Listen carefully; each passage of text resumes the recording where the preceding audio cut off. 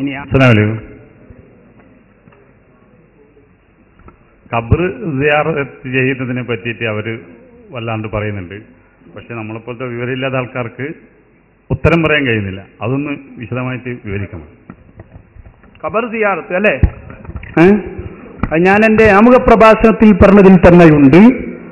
ഖബർ മുജാഹിദുകൾ പറയുന്നത് ഖബർ സിയാറത്ത് ചെയ്യാം, ഇപ്പൊ തുടങ്ങിയതാണ്.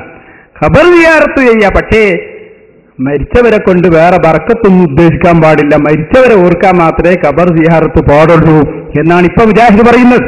പക്ഷേ തൗഹീദിന്റെ സംസ്ഥാപനത്തിന് വേണ്ടി വരുന്ന ബഹുമാനപ്പെട്ട റൂഹുല്ലാഹി ഈസാ നബി അലൈഹിസ്സലാം റൗദ ശരീഫ് സിയാറത്തിന് പോകുന്നു.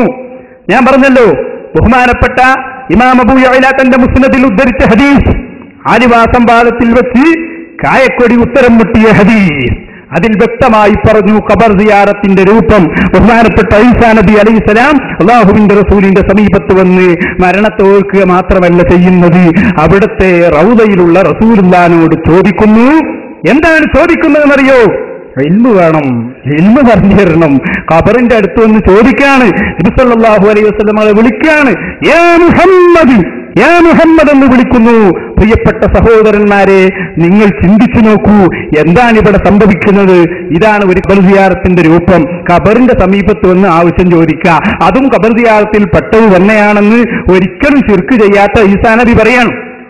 ഇപ്പൊ കേരളത്തിൽ മുജാഹിദുകൾ പുതിയൊരു മറുപടി പറയുന്നുണ്ട്, അത് ഈസാ നബിയല്ലേ, ഈസാ നബിയല്ലേ. നമ്മൾ പറഞ്ഞു ഇവർക്ക് പണ്ടേ ഈ പറയുന്നതിലൊന്നും ആത്മാർത്ഥതല്ലാം. ഇവര് പറയുന്നത് എന്താ?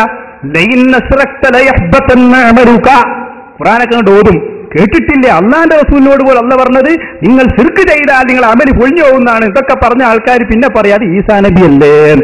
ഞങ്ങൾക്ക് പറയാനുള്ളത്, ശിർക്ക് എല്ലാവർക്കും ഒന്നാണ്. ഈസാ നബിക്ക് പറ്റുമെങ്കിൽ ഞങ്ങൾക്കും പറ്റും, ഈസാ നബിക്ക് പറ്റൂലെങ്കിൽ ഞങ്ങൾക്കും പറ്റൂല. ശിർക്കിന്റെ വിഷയത്തിൽ എന്തില്ല, വേർതിരിവോ പ്രത്യേകതയോ ഇല്ല. നിങ്ങൾക്ക് തിരിയാ പോയതാണ് എന്ന് പ്രത്യേകമായി മനസ്സിലാക്കണം.